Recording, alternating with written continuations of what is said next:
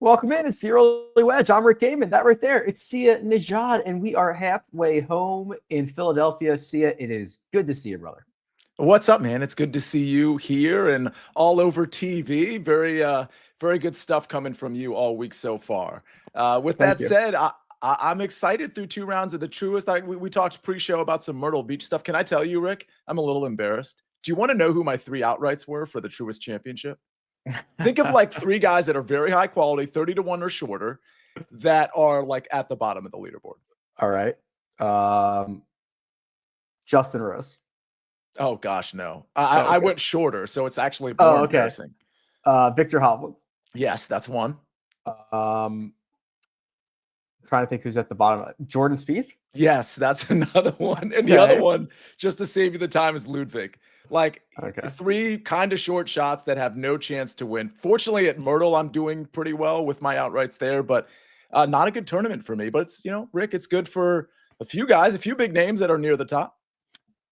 It's been interesting. There's actually a gap that's forming, and then a lot of star power right beneath that gap at Philadelphia Cricket Club. Let's start with the golf course first. It's just a completely different 2 days here, right? The opening round, just prime conditions. It was sunny. The fairways were running out. The greens were receptive, and the boys scorched it like 3 strokes under par, if not a hair more, closer to 3.5. And then the storms rolled in overnight. They moved up tee times. And while obviously it was a better situation because preferred lies were in play on Friday during the second round, just like dealing with the wind and the gust and the rain coming down all around, it actually played about 3 shots more difficult today. Yeah, and there were some low rounds, but yeah, I mean, it was pretty obvious too when the wind and rain started to come sort of together. I don't know if that was around like 12:30, around 1 o'clock Eastern time, where they were just kind of colliding. I mean, you saw just what looked like a lot of bad shots, and it was attributed to just vastly different weather conditions. And I guess in a sense, even though with these no-cut signature events, you have 72 guys rolling out, and you don't consider like a wave advantage, but clearly, if you were out early today, you were in much better shape than if you were out later. Well, it's a good point because, I mean, all the tee times were within 2 hours on both days, right? They went off split tees, 3 balls, and condensed the tee times for both days. And there still was that like 90-minute or 2-hour window that really did play more difficult. A lot of the discussion around the first 2 days, has been how this golf course can hold up. I mean, it's 100 years old, right? It's a classic golf course that we are taking the modern stars to. How do you feel it is standing at this point? I think it's a good question. I mean, obviously with weather that came into play a little bit today, like you said, it did seem like a tougher course. Some guys went pretty low. We'll talk about guys like Shane Lowry. I'm looking here, Gary Woodland, who, by the way, is 110-1 to win the tournament, 100-1, depending on where you look. I just think that's interesting. He's 6-back, whatever. That we'll table that for later on in the show. But I mean, yeah, I mean, it did prove to be moderately tough today. I mean, if it's going to be premium conditions, most courses are going to play on the PGA Tour like pretty easy. But we didn't have premium conditions, so there was a lot of up and down. You had to make good golf shots, and those that did had good rounds, and those that didn't were given plus numbers next to their name. Yeah, shocker of the century is I think it would be better if it was firm and fast, but I don't yet control the weather. I'm still working on that. Details to come. But yeah, listen, 12 under par through 2 rounds, and like I said, the T4s are at 7 under, like just fine right there. And it's a really cool course. It looks really good on television. That par 314 is like the cutest little thing I've ever seen, and yes, I love it. And I need more of it. But let's talk about the 3 on the podium right now. And Keith Mitchell is until otherwise noted, just an absolute first round leader, automatic click. Is that right? 3 days ago in the SportsLine, so SportsLine has a Discord, right? And there's for all sports, NBA, MLB, NFL, of course, golf as well. And there was somebody in there. I wish I looked to give them before the show to give them credit. They gave me a shout out, like it was flagging me down, being like, tee times hadn't been out yet. So it was like Tuesday morning. And they said, Keith Mitchell, first round leader, right? And I said, well, I'm going to wait for tee times, even though there's not much of a wave. I'm going to wait for tee times, and I'm just going to see. And it turns out I only had 2 first round leaders, and they didn't make it. But the fact that I didn't just auto click Keith Mitchell at 50 or 55 or 60-1 given what he's been doing in first rounds, is like kind of silly. Like, credit to him for doing it in the second round as well. But I do think, and I know we'll talk about it, but I'm always sort of in that live outright mindset. I do think that the odds that Keith Mitchell continues to do this are relatively low. I mean, even though he's been a great ball striker, he's just been awesome. With all of that said, I mean, I wonder what the true lead is here. I mean, Lowry's played really well. Straka is Justin Thomas at -7. I just wonder, like, I just don't think those top 3 are going to win. And I think they're all good golfers. I really do think the top 3 are all good golfers. I don't think any of them are going to win. Keith Mitchell opened with a 61 where he closed in 29, and then he followed it up with another good one. He picked up 3 strokes to the field, shooting a 67 in the second round, which has, this has been the trend. He's been off to this quick start, Sia, and then he's just been basically plummeting down the leaderboard over the final 3 rounds. The one caveat that's really interesting here is that, and it's just, again, these are all small sample size. We're only through 2 rounds, but he's been really delivering with the putter. And we're talking about, I think, almost 6 strokes that he's gained with the putter. And I wonder, how much we know that's going to decline here, but I wonder how much that's going to regress.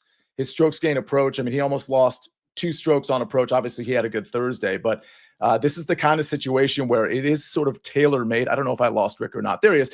Rick, it's all tailor-made for Keith Mitchell to regress here. I mean, he's not going to be gaining the next 2 rounds, six strokes with the putter. You didn't lose me. Josh was just soloing you because you were doing your Keith Mitchell rant. It was great. When I run for president, I will have one platform. Yeah.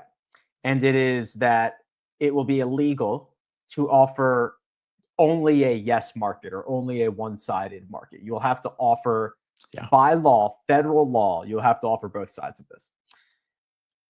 That being said, I'm wondering what the odds are. Maybe it is out there somewhere that Keith Mitchell does not finish inside the top 5. Like, I would like to see what the numbers I can get for him to finish 6th or worse. Yeah. Speaking of 6th, it was Sixers' 6th man in the Discord that gave the Keith Mitchell shout out that I pretty much ignored, which is embarrassing. But thank you, Jen, for that. So let's call it. Is that the real over under would be 3.5, but know Keith Mitchell over under is it 6? Well, I better be getting some odds on that. I mean, he's 5 shots better than T4 right now. He could have a pretty miserable weekend and still probably finish inside the top 5. But I'm not against it. Like, I think I would take my plus money on that and see what happens. The closest chaser. Sorry, Sia, go ahead. No, I was going to say you were talking about Shane Lowry as the closest chaser, and then you were talking about the podium with Sepp Straka being 3rd here. When you were asking me to sort of litigate how this course is holding up at the beginning of the show, when I look at this leaderboard, because remember, the narrative coming in, there was competing narratives, and there was good reason for competing narratives. Nobody was going to be super right or super wrong necessarily, but it does feel like through 2 rounds, this isn't necessarily the bomber, get it out there and then just handle it from there. This does feel like we're looking at a lot of ball strikers. I mean, Keith Mitchell's a little bit of both. Shane Lowry's kind of like in that vague territory, but we look at Sepp Straka. We look at guys like Akshay Bhatia, Colin Morikawa. I mean, these are all, Patrick Cantlay is kind of different, but Siwoo Kim, another shorter hitter. Like, this is a ball striker, not necessarily driving distance paradise. Well, I think the idea that there were conflicting narratives shows that the truth was actually that a lot of people had a chance and that nobody was really boxed out.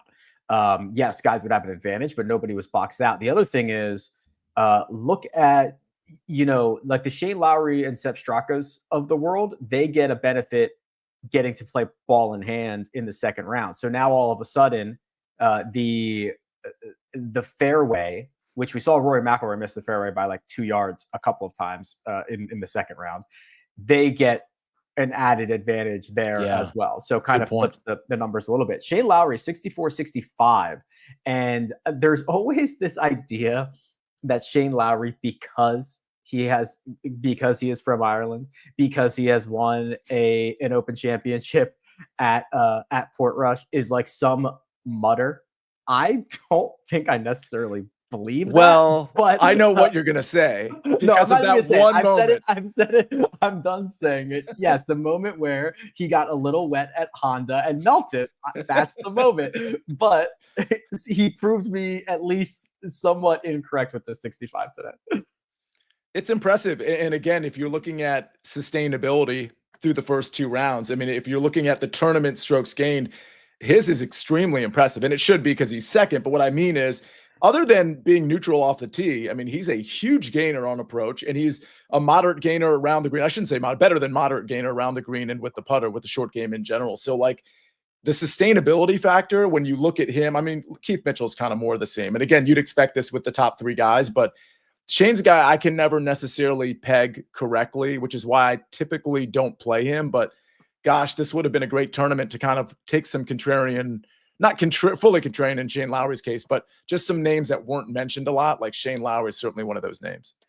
Sepp Straka, the other man there at 10 under par or better. So he is in solo third. So that's Mitchell at 12 under, Shane Lowry at 11 under, Sepp Straka at 10 under. Sepp really finished well on Thursday, then got off to a pretty good start on Friday, birdieing 3 of his first 5 holes, and was a little bit, I mean, just kind of, listen, guys were just trying to hang on as they played this course over the closing holes. This was a big benefit of playing out of the fairway. Sepp Straka's 2025 for me, Sia, has been incredibly underrated. Remember, he's won a golf tournament this year that I think people have just completely blocked out of their minds, and he's piled up top 25 finishes. He's good. Like, he's been good for about, what, 2 to 3 years now, where it's like, we can't, because you remember, Rick, back in the day, like Sepp Straka, we were almost using as like a one and done punchline to some degree. I know. Do you remember the tagline, Sepp Straka and $1 million or something? That was we used to razz Coach for that. That's exactly what it was. That is aged much better now. I mean, okay. Can I ask you just, and I should probably know the answer to this question, but you're certainly better suited to know it. Are we playing ball in hand tomorrow as well? They haven't announced it yet, and they will likely not announce it until within an hour of tee times tomorrow. They will assess and see everything. I don't know. There were expected to be more rain this afternoon. That's why they moved up tee times. I haven't looked at the latest forecast. My guess is they will. I agree. My guess is that they will. And for the sake of betting and for the sake of matchups and things of that nature, that would leave us leaning with the guys that have already had a lot of success and that are like the true ball strikers and accuracy type golfers. Yeah, Justin Thomas drove it really well today, but like Colin Morikawa plays really well when he gets to pick up his golf ball. And Sepp Straka gets to play really well because he's not going to win on distance. He can win on accuracy. And then, oh, by the way, because I'm in the short grass, I get this little added bonus. Yeah. So definitely. Got it. Those are the big 3. Those are the guys on the podium, but there are thoroughbreds right behind lurking. We are going to talk about them and some guys that are on the wrong end of this leaderboard. But first, we're going to take a quick break and hear a word from our partners. When you need your sports news all the time, we've got breaking news to bring to you. CBS Sports HQ gives you a snapshot of all the sports that matter to you. When you need your sports in a snap, find it on CBS Sports HQ, streaming free anywhere you are. And we're back. Let's reset this here. So we've got 12 under, 11 under, 10 under. That's the podium. And then the big boppers lining up behind at 7 under par. That's 5 shots off the lead, 3 shots off of third. And they are going to be trying to make moves on Saturday. Some of those names, Justin Thomas, Rory McIlroy, Colin Morikawa, Patrick Cantlay, every single one of those guys are 7 under. Then you throw in some wild cards like Siwoo Kim and Akshay Bhatia also sitting there at 7 under par. Sia, I mean, this is a very cool chase peloton that is trying to capture these guys. And I want to give a shout out to some of the 6 unders, most notably Max Homa, who appears to have turned his game enough to be respectable in terms of like being at least near leaderboards. And I'm looking at how he got it done. Like, he's been really good with the ball strike. Is Max Homa, like, before I get into the 7 unders, Rick, is Max Homa like kind of back? Not back, but is he kind of back?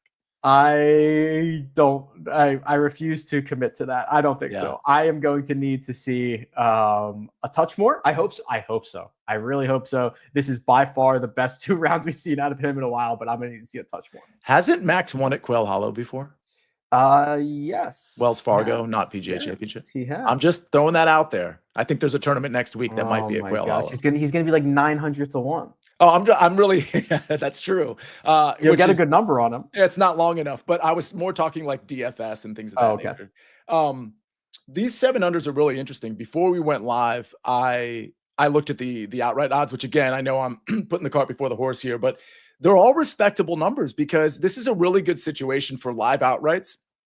Because normally when you're in a 6 through 2 rounds, if you're looking at a chase pack, you're probably looking at a chase pack of guys that are chasing a Scotty or a Rory or somebody at the top. It's very different when you have Keith Mitchell at the top and guys like Sepp Straka who are good but not great. And then the chase pack is those guys you thought you'd be chasing through 2 rounds, like a JT, Colin Morikawa, Patrick Cantlay. So I actually think these numbers are very fair at the sports books, and we'll look at them. But of the 3 like big names, which I would say are JT, Rory, and Colin. Cantlay as well. I actually like Cantlay the most from an odds standpoint. And I just think the way he does things is really sustainable, and that the bent grass stuff is really obviously positive for him. And through 2 rounds, again, speaking of sustainability, he's doing it everywhere except just a moderate loser with the putter.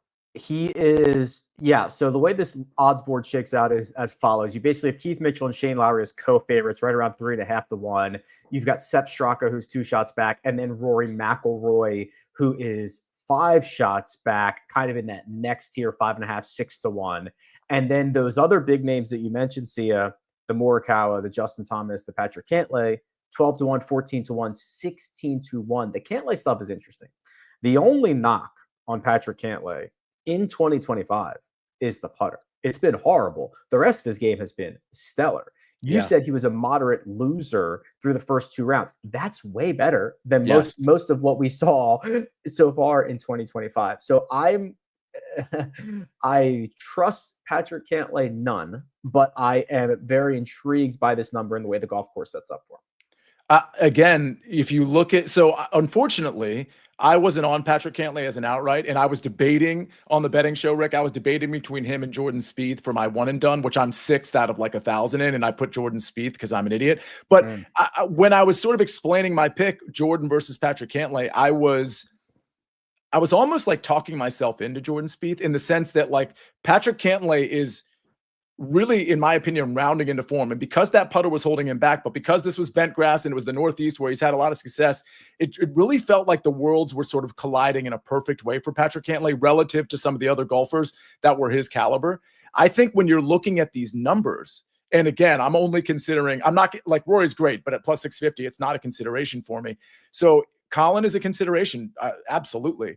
Justin Thomas, yes. Patrick Cantlay, yes. But I may as well take the longest number. And frankly, Patrick Cantlay coming into this tournament, I was more fond of him than JT and Colin anyway. So I may as well take the longer number again. I really like this. It's a very simple math. If he picks up like a stroke putting each of the final 2 days, he might win this golf tournament. It's actually pretty simple for Justin Thomas too. If Justin Thomas hit 10 fairways on Friday, if he hits 20 fairways on the weekend, he wins this golf tournament. Now, I don't know how likely that is because he loves to spray it around the yard. But if he drove it, so I think he led the field in strokes gained off the tee on Friday. It was like 2 strokes to the positive. He had picked up 2 strokes on approach in round number 1. I mean, he is showing elite high end flashes of ball striking. He just cannot putt, which drives me bonkers. But I'm a sucker for both those guys, JT and Campbell. He did lead the field off the tee, and just FYI, the top 5. Second was Sung Jae, then Min Woo Lee, then Max Homa, and then Rasmus Højgaard, and then Eric Van Rooyen. And then there's Rory at number 7 there. But I mean, I don't anticipate Justin finding as many fairways. And so I think he could absolutely win. But again, 16 to 1. Can we, Josh, is it possible to scroll down to some long shots here? Yeah. So go ahead, Rick. No, I was just going to say, as I don't know if Josh can pull that up in a graphic form, but what I think is really interesting, and I think where you're going with this, is because there is a fortified front of really star golfers at 7 under par, just 1 shot back on those guys are like 90 to 200 to 1, presumably because everybody that they're going to have to pass, but it is only 1 shot. So it does open up a scenario, Sia, where you are getting a lot of, I hate this is an overuse where like, oh, there's a lot of value built into that. Like you're gonna have to pass the best players in the world, but that is just 1 shot off of those guys. If we can, let's keep scrolling down because we see Sungjae here at 60. We see Jaeger again. He's at 7 under. He's at 66. Keep scrolling down. We have Max Homa at 80-1, which is interesting at 6 under, or is he at 7 under? He's at 6 under. Gary Woodland at 100-1. Now, look, I just want you to play the game with me. Let's assume that you're right and that I'm right and that everybody's right that Keith Mitchell isn't going to win this tournament. Okay. So if we think the real number, granted, Lowry's only 1 back, but he's only 5 shots back of Lowry. And again, you have to almost like convince yourself that Justin Thomas or McIlroy or Colin are going to be the guy that's going to like pass these 3 guys. So what you're asking is Gary Woodland to basically keep up with those guys and that have everybody pass those top 3. But even if you just make Shane Lowry the leader, he's 5 shots up and he's Shane Lowry. It's not Scotty Scheffler. Gary Woodland, for the record, he probably should be 7 under. If I recall, it was either on 17 or 16. He missed a short putt. I mean, he was an approach phenom today. And when he gets hot and he finds the right course, 100-1, I feel like, let's put it this way. Going into Sunday, isn't it plausible that he has another nice round and the top 3 stall and he's 3 back? Isn't it possible that happens? And he's tied with Colin or 1 back of Colin and Justin. I just think it's possible. And that gets slashed to 40-1 real quick. Gary Woodland missed a short putt. Are you sure? You sure it couldn't have been anybody else? Are you positive it was Gary Woodland? No, listen, I'm a sucker for the guy who is, flushing it and basically leading the field in approach and who shot a 66 in the second round while losing 2 strokes putting, right? Like, I love that. I am just like, my big thing is I don't think Gary has a +1 putting day in him. I just don't. He's just really, really bad. And he's going to have to out-hit a bulky flat stick for 36 holes. I do want to point one other thing out. There are some, and I don't know that BetMGM offers this, but there are some books that offer that crazy without market where they throw 5 names in there and they keep it up the whole tournament. Oh. Well, those crazy 5 names, just so everybody knows, are Rory, Xander, Colin, JT, and Ludwig. Now, Ludwig has no chance to win, and I don't think Xander has much of a chance to win. However, Rory, Colin, and JT very much do have a chance to win. That adjusted Gary Woodland number, taking those 5 out, but really we're taking 3 out, is 75-1. I enjoy that number. Just throwing that out there. I would like a market tonight that is the without Keith Mitchell, Shane Lowry, Sepp, Straka market, and let's just start this thing at 7 under and let the boys have at it. Yes, I would like that a lot. What else? See, I mean, we've got. I think. I mean, can we assume the 5s are too far back because yes. Yeah, right. There's just too many guys, and there's superstars. And to be honest, the only reason I'm even considering the 6s is because I think there's some talented guys in the 6s. Like it's not just anybody at 6 under. I think Gary Woodland's the type of guy that can just ball strike a course, and if he can get hot with the putter, can be that guy. But I do think it probably stops at the 7 unders that happens to be where all the talent is, which is why we had such a discussion on Cantlay and Justin and Colin, and I opt for Cantlay there. Last thing before we get you out of here, because you mentioned him earlier. Ludwig is 3 under. He's in a tie for 33rd. He's gone 66-71 this week. He made 17 consecutive pars to start his day on Friday, and then he bogeyed the 18th, which is just like a bizarre, kick in the stomach while you're already making 17 pars in a row. What is your concern level for Ludwig at this point? At all? It's only concern as it relates to the next few tournaments, and including the PGA Championship, because, while I do subscribe to the theory that a superstar can just turn it on at any given moment, because that's what superstars do, I think we have a decent sample size that Ludwig's just not playing. We haven't seen enough. We haven't seen enough of a sampling, whether it be for a round or two, of Ludwig really turning it on, where the guys his caliber, we have seen that from Colin the last, all year kind of, Justin Thomas. So because we look at Ludwig from an odds board standpoint and we see him shorter than some of those guys I just mentioned, I just have no interest. I think he's a good fit at Quail Hollow, and I think he could be okay, but the iron game hasn't been good, and we see it hasn't been good through 2 rounds. The putter hasn't been good. So my concern level short term is high. My concern level, if we're talking about July or August is not super high. Yeah, it's been kind of weird since his victory. He was in it on Sunday at the Masters, faded a little bit, but other than that, hasn't been a lot of good golf out of Ludwig. So, which means he'll probably be in the final group on Sunday next week, PGA Championship. Also, editor's note here: Max Homa is 150-1 next week at Quail Hollow. So, just thought you should know that. Jeez, how about Max for like a top 20? That's probably a pretty huge number still. Not huge, but I also think that we're going to get. I also think by the time this thing kicks off on Thursday, he will be longer than 150-1. So I think that you're probably going to get even better top 20 number. Do you have an early? Do you have an early take on a PGA champion? I have one guy that I've already kind of submitted. The problem is, okay, who is it? It's Bryson at 14-1. Yeah. So I think Bryson and Rory there's something, we'll talk about this a lot next week, but there is, if you're like 10 yards longer than everybody else at Quail, you're like 40 yards better because of the angles and the lines that you can take that other guys cannot take. So it is why Rory McIlroy has an unbelievable advantage there and why he's had unbelievable success. So that level of elite driving is incredibly valuable next week.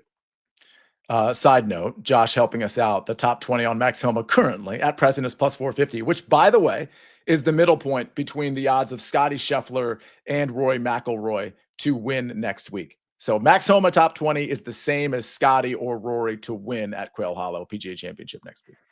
It's almost the PGA Championship. We still have 2 rounds to go here at the Truist Championship. Early Wedge is got you covered nearly every single day. Big thanks for now to producer Josh. That right there is Sia Nejad. I'm Rick Gehman. This has been the Early Wedge. We'll catch you next time.